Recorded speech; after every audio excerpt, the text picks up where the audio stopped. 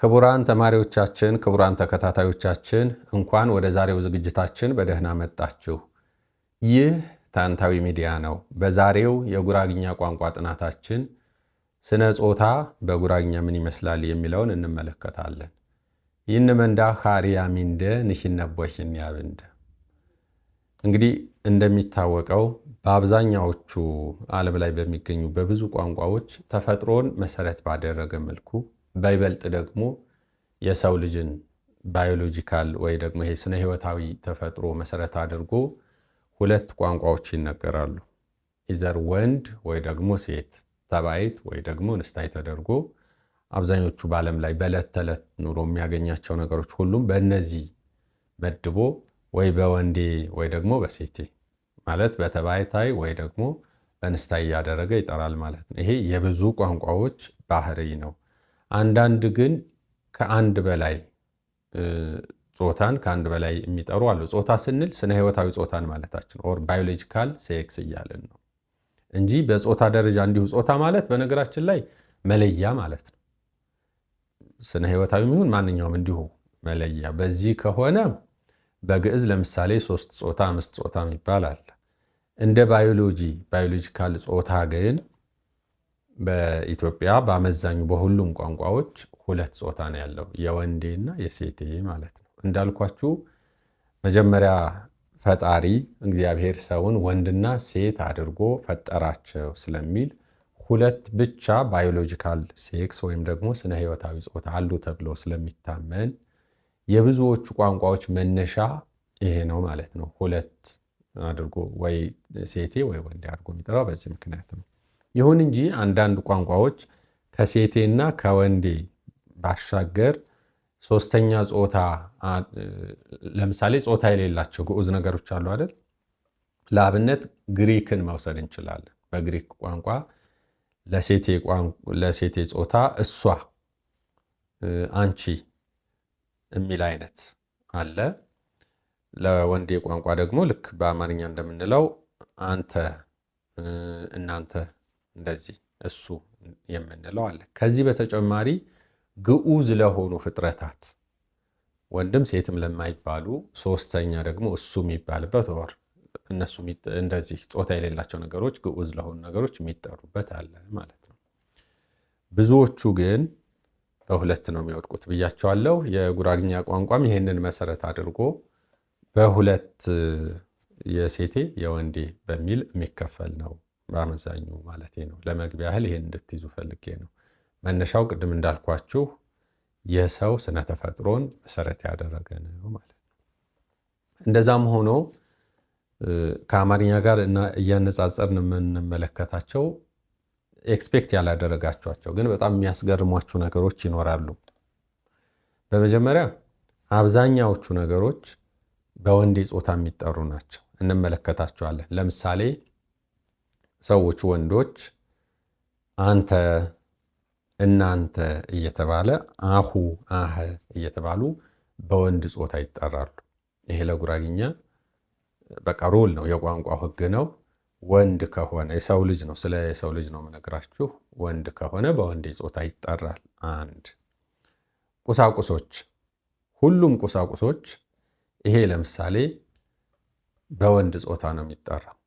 በግሪክ ቢሆን ቅድም መሰጠኋችሁ ኤግዛምፕል ቢሆን በወንድም በሴትም አይጠራም፣ የራሱ ይኖረዋል።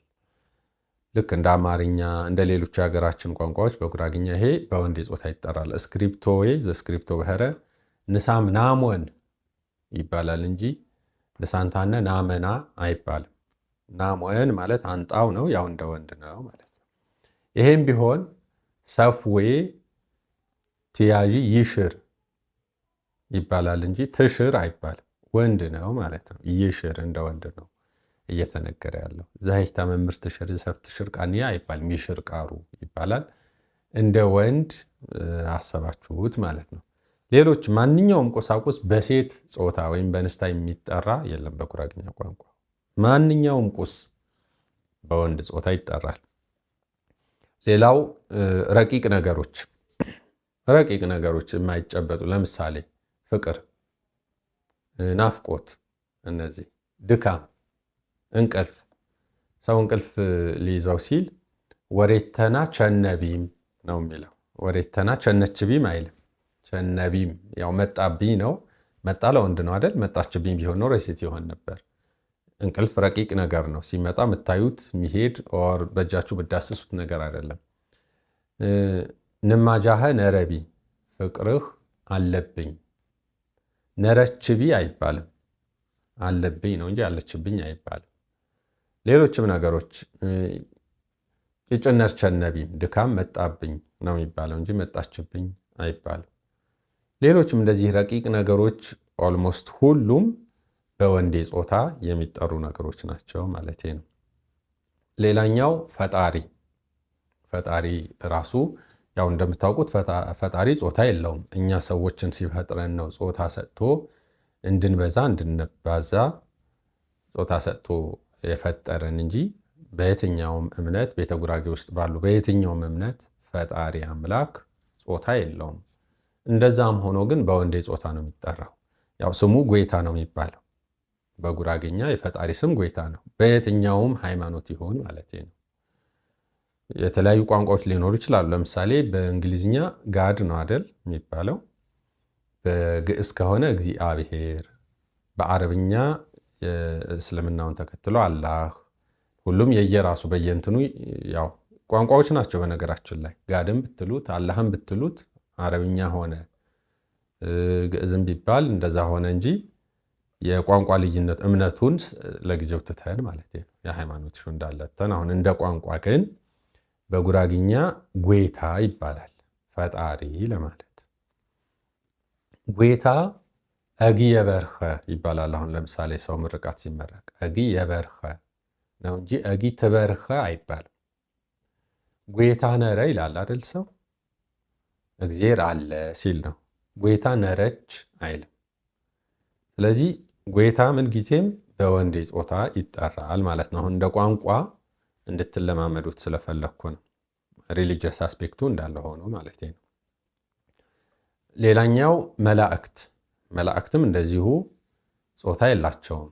አምላክ ሲፈጥር ወንድና ሴት አድርጎ ፈጠራቸው አይልም። መላእክትን ግን ጾታቸው ባይለይም እንደምታውቁት በወንዴ ጾታ ይጠራሉ። አዝማች ምኬር እጊ የበርኸ ሲባል ያው ወንድኛ እያሰብነው ነው፣ ወንድኛ እየተናገርነው ነው። እጊ ትበርኸ አይባልም። ምኬር ቲጠሬ አፍጣጠረኝ ይሰራ ህንጊ ይሰራ ነው እንጂ ህንጊ ትሰራ አይባልም። በወንዴ ጾታ እየተናገርነው ነው፣ እየገለጽነው ነው ማለት ነው። ሌላኛው የሚገርማችሁ ብዙ ጊዜ ከአማርኛ ጋር አንዳንድ ሰዎች ትንሽ እንትን ኮንፊውዝ የሚያደርጋቸው የእንስሳት ጾታ ነው። እንስሳት በወንዴ ነው የሚጠሩት በጉራግኛ በተባይት። ሴትም ቢሆን ለምሳሌ በሬም ላምም በወንዴ ነው የሚጠሩት። እራምዌ ጨነም ይባላል። ብዙ ጊዜ ከአማርኛ ባክግራውንድ ወደ ጉራግኛ ለመልመድ የሚሞክሩ ሰዎች አንዱ የሚቸገሩበት ይሄ ነው። ላሚቱ ወለደች ይብራንኸረ በአማርኛ ሲሆን እንደዛ ይላል። ወደ ጉራግኛ ሲሆን እራምዌ ጨነችም የጸነነ ይሆናል። ትክክለኛ ትርጉሙ አይሆንም። ከነ ጾታው ነው መገልበጥ ያለብን እንጂ ላም የሚለውን ብቻ ይዘን ከዛ ጨነችም ሴት ልታደርጋት አትችልም። የቋንቋው መሰረታዊ ስትራክቸር ይዞ መቀጠል አለበት። በየትኛውም የጉራግኛ ዘዬ ነው በነገራችን ላይ አዣበሉት፣ ቻሃበሉት፣ እንወር፣ ጌቶ፣ ሞህር፣ ክስታኔ፣ መስቃን፣ እንደጋኝ ሌላውም ጎማረም ሁሉም በሁሉም በወለኔም ጨምሮ ማለት ነው በሁሉም የጉራግኛ ዘይዎች አክሰንቶች ወይም ዲያሌክቶች እንስሳት ሴትም ይሁን በየትኛውም ላምም ይሁን በሬ ባጭሩ በዚህ መልክ ይጠራሉ ማለት ነው። ሌላኛው ድርብ ሲሆን እንዴት ይሆናሉ የሚለው እመጣበታለሁ። ስለዚህ አሁን እነዚህ የዘረዘርናቸው እንዳለ በወንዴ ጾታ የሚጠሩ ከሆነ በሴቴ ጾታ የሚጠራው ማን ነው ካላችሁ እኔ ባለኝ ኤክስፒሪየንስ ሁለት ነገር ነው። በዋናነት ሰው ሆኖ ሴት የሆነ ባዮሎጂካሊ ሴት የሆነች ከሆነ ሴት ትባላለች። ገረደና ተራአችም ይላል። ልጄ አድጋለች፣ ሴት ልጄ አድጋለች ነው። ምሽራና ጮረናምባ ኋፈዘዘናም ወይም ምሽራና ረምድና ይላል። ሙሽራዬን፣ ሚስቴን፣ ባለቤቴን እወዳታለሁ ነው እወደዋለሁ አይልም። ስለዚህ አሁን በዕለት ተዕለት በተለይ በዚህ ዘመን ካለው ኮሚኒኬሽን አንጻር ብቸኛዋ በሴት ጾታ የምትጠራ የሰው ልጅ ሆና ሴት የሆነች ነው። ሌላው ግን በቀድሞ ጊዜ አሁን እየደከመ የመጣ እንደ ባህል ልናውቀው የሚገባ የባህል እምነቶች ነበሩ። ለምሳሌ ደሟሚት የሚባል የባህል እምነት፣ ሌሎችም ይህን የመሳሰሉ አሉ። አሁን ሪሊጂየስ ኢሹን ለጊዜው እንተወውና ደሟሚት ሴት አምላክ ናት የሚባል አለ። ስለዚህ ነበረ ማለት ነው። ትፍረህ እንደ ትቴ እንደ ነርሁ ትበር እንደ እየተባለ በሴት የምትጠራ ሌሎችም የባህል እምነቶች ነበሩ ማለት ነው። እነዚህ በሴት ይጠራሉ፣ የቀረው ግን በወንድ ይጠራል ማለት ነው። እንግዲህ በዝርዝር ዝም ብሎ አጠር ማን ነው እያንዳንዱ እንደ ምሳሌ የሚሆኑትን እያነሳን የተወሰነውን አንስተናል። ግን ደግሞ ሲደረብስ ለምሳሌ ያህል አንዳንድ ጊዜ በእንግሊዝኛ ሁለት ሰዎች የቤት ስራቸውን በደንብ የሰሩ ከሆነ ምንድን ነው የምንለው? they did their assignment well እንላለን አይደል? የቤት ስራዎቻቸውን በደንብ ሰሩ እንላለን ማለት ነው በአማርኛ። የቤት ስራዎቻቸውን በደንብ የሰሩ እነዛ ሁለት ሰዎች ወንድ ናቸው ሴት ናቸው? አይገልጽም። አሁን በነገርኳችሁ ነገር ብቻ ተነስታችሁ ሌላ ኢንፎርሜሽን ሌላ መረጃ ሳትጨምሩ የተነገረላቸው ሰዎች ወንድ ናቸው ሴቶች ናቸው ወንዶች ናቸው ወይስ ቅልቅል ናቸው የሚለውን አትለዩም። ይህን በደንብ አስተውሉ። ይህን ብቻ ነው የነገርኳችሁ። they did their assignment well አልኳችሁ። የቤት ስራቸውን በደንብ ሰሩ። እነማን? ታደሙና አድማሱ ናቸው? ተቋመችና የርሞጂ ናቸው? ወይስ ታደሙና የርሞጂ ናቸው? አይገልጽም። ድፍን ነው ማለት ነው። በአማርኛም ቢሆን በነገራችን ላይ ተመሳሳይ ነው።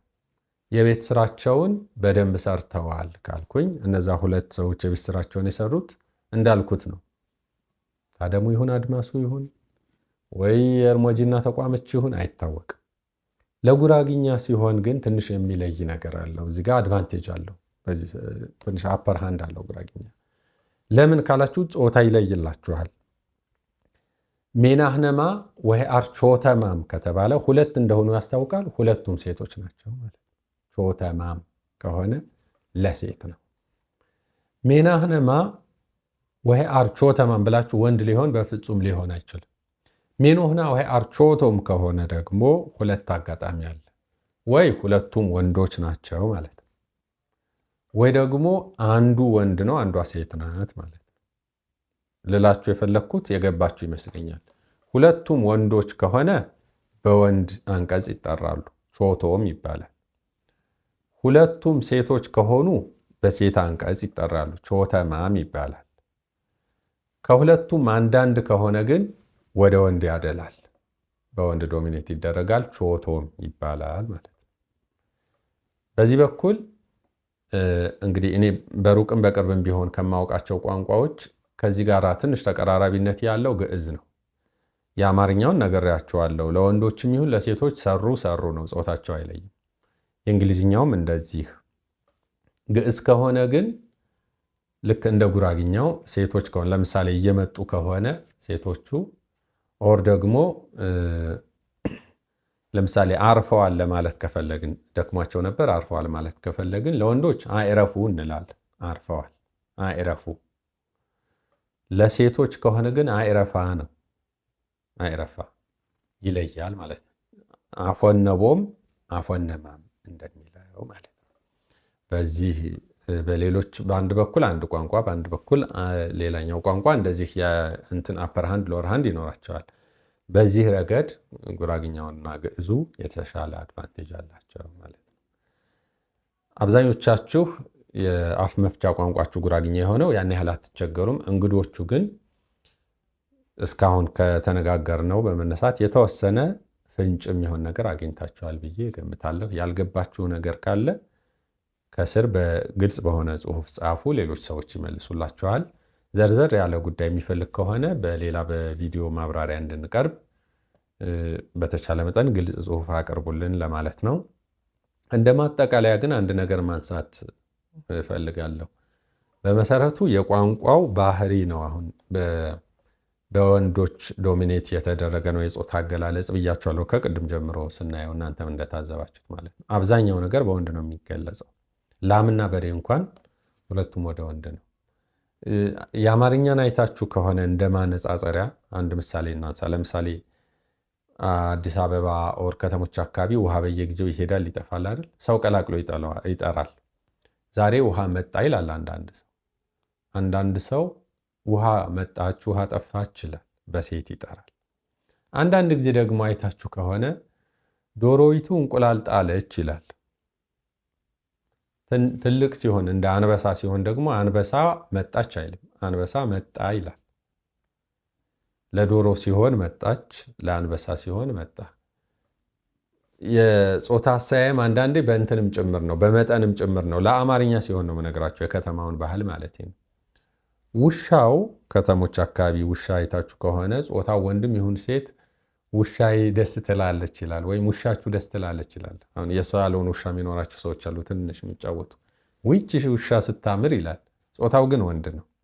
ባዮሎጂካል ጾታውን ሳይጠብቅ ከመጠኑ በመነሳት ጾታውን ወስኖ የሚናገርበት አጋጣሚ አለ።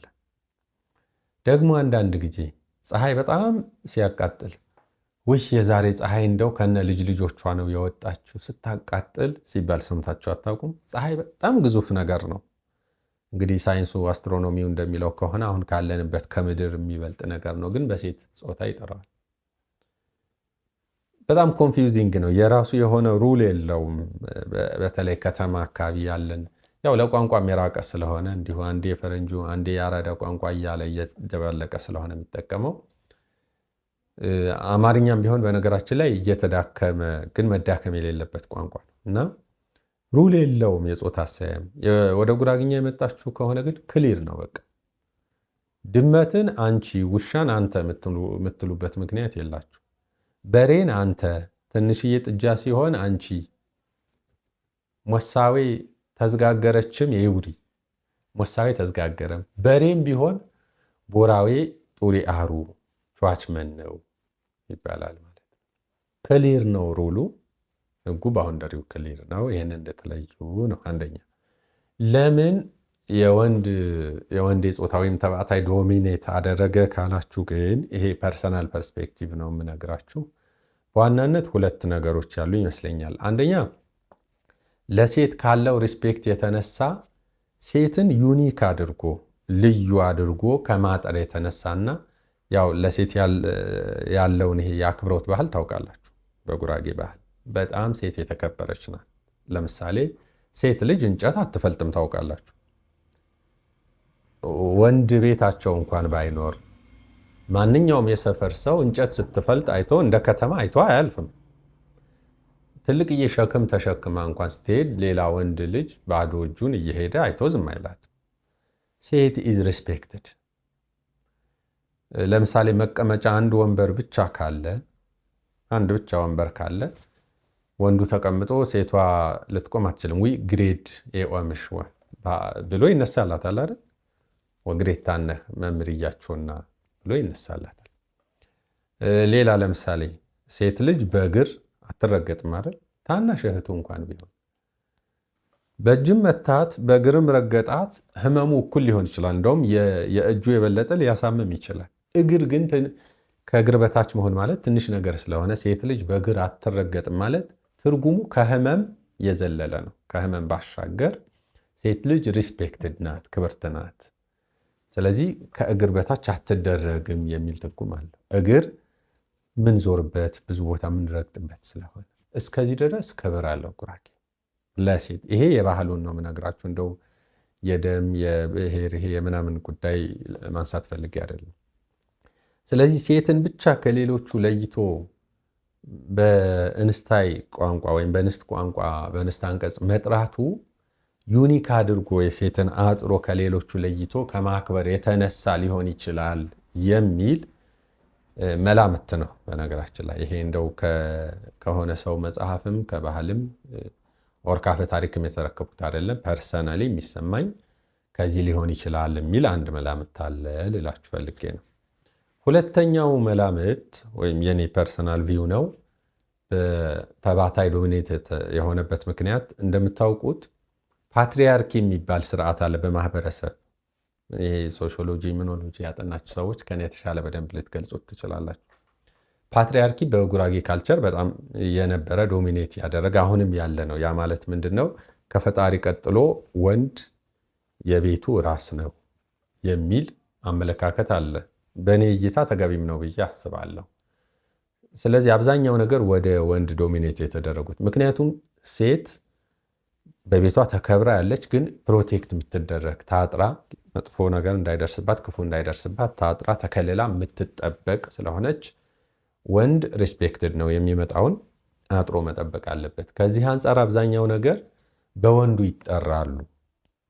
ያው ሌላ ሳይንስ ነው እንጂ ለምሳሌ ልጅ ተወልዶ ለምንድን ነው በእናቱ ስም የማይጠራው? ለምንድን ነው በአባቱ ብቻ የሚጠራው? በጣም በቂ የሆነ ሳይንሳዊም ባህላዊ ማህበረሰባዊ ምክንያት አለው። ነገር ሎጂካልም የሆነ ማለት ነው። እሱ በጣም ሰፊ ነገር ስለሆነ እንደው ከዚህ ከኮርሳችንም ስኮፕ ውጪ ስለሆነ እንደ አስፈላጊነቱ የሚያስፈልገን ከሆነ በሌላ ጉዳይ እናየዋለን። አይደለም ኢትዮጵያ ውስጥ በጣም ሰለጠንን የሚሉ በቃ የሴትን መብት እኛ አክብረን ሙተናል የሚሉ ሰዎችም ቢሆን ሌሎች ምዕራባውያንም ሌሎችም በአባታቸው ስም አይደል የሚጠሩት ወንዶቹም ሴቶች። አረ እንደውም የነሱ ይብሳል። ሴቷ ስታገባ እንደውም የእሷን ቤት ጥላ ለምሳሌ ተቋመች ታደሙ ከነበረ ታደሙን ጥላ በባሏ ስም ነው የምትጠራው። እንደው ማለት ታውቃላችሁ ባራክ ኦባማ ሚሼል ኦባማ ሲባሉ ኦባማ አባቷ ሆኖ ነው ለሚሼል አይደለም። የአባቷን ቤት ትታ በሱ መጠራት ጀምራለች። የእነሱ እንደውም ይብሳል እላችሁ ፈልጌ ነው። ወደ ተነሳንበት ጉዳይ እንመለስና ይሄ ፓትሪያርኪ ስርዓት የሚባለው እንደ ነጮቹ በጣም ቅጥ የለቀቀና አብዝቶ እንትን ያለም አይደለም። ደግሞ እንደው ይሄ በቅርብ ጊዜ እንደመጡ ይሄ መጠሪያ እንደሌላቸው እንደ ፌሚኒስቶች ግራ የተጋባና የተደበላለቀም አይደለም። ከቀድሞ ጀምሮ ሲወርድ ሲዋረድ የመጣ ፈርም የሆነ ክሊር የሆነ ነገር አለ። ያ ፓትሪያርኪ አብዛኛው ነገር ወደ ወንዶች ወደ ተባታይ ጾታ ዶሚኔት እንዲያደርግ አድርጎት ሊሆን ይችላል የሚል ግምት አለኝ ማለት ነው። እናንተ የሰማችሁት ወይም ከትልልቅ ሰዎች የተማራችሁት ወይም ያነበባችሁት ወይ ደግሞ የምትገምቱት ነገር ካለ አንስተን እንነጋገርበት። ለቀጣይ ትውልድ ጠቃሚ ነገር ከመካከላችን ሊወጣ ይችላል ማለት ነው። እንግዲህ እስካሁን ከተነጋገርነው ስነ ጾታን በተመለከተ በንግግር በቋንቋ ደረጃ በጉራጌ ባህል ምን እንደሚመስል ጥሩ ግንዛቤ አግኝታችኋል ብዬ አስባለሁ። የዛሬ ትምህርታችንንም በዚሁ እናጠቃልላለን። እንደተለመደው ይህንን የሰማችሁትን በሌሎች ሚዲያዎች በቲክቶክም በፌስቡክም በቴሌግራም ባላችሁ የሚዲያ አማራጭ ሁሉ ሰዎች ሰምተው እንዲማሩ ቋንቋውን እንዲላመዱ እንድታደርጉልን በአክብሮት እጠይቃችኋለሁ። በቀጣይ ጊዜ በሌላ ትምህርት እንዘጋጃለን። ታንታዊ ሚዲያን ሰዎች እንዲያውቁት በማድረግ ትምህርቱ እንዲሰራጭ አድርጉልን። የኬርዋና ይህርንደ ቦሄዋሩ